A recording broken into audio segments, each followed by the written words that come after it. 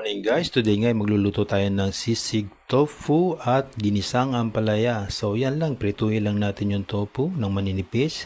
And then isabay na natin ng pagpapainit ng tubig at banlian natin siya para mabawasan ang pait. So yan, pagkaprito natin ng tofu into bite size, magisa naman tayo ng pork. Then yan, ihulog na natin ang ating ampalaya, magbit tayo ng egg at pag medyo luto na yung ating gulay, set aside natin yan at ilalagay na natin ang egg sa kanyang gilid para maprito na siya. So make sure na hininaan lang natin ang apoy para hindi masunog. Then pag medyo buo na yung egg, saka natin siya durug-durugin. Huwag nyong ilagay na hahaluin nyo yung hindi pa buo kasi magkakalat lang yan, maglalamutak. So, be sure na buo na yung itlog. Then yan, tapos na tayo. Bahala na kayo maglagay ng mga pampalasa.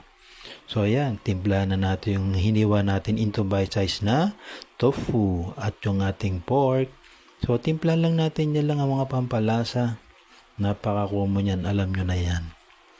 So, yan, para mas lalong kumapit ng lasa, halu-haluin lang natin mabuti yan. Then, lagyan natin ng mayonnaise para maging malinamnam. So, ano pa?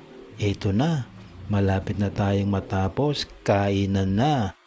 Panalo!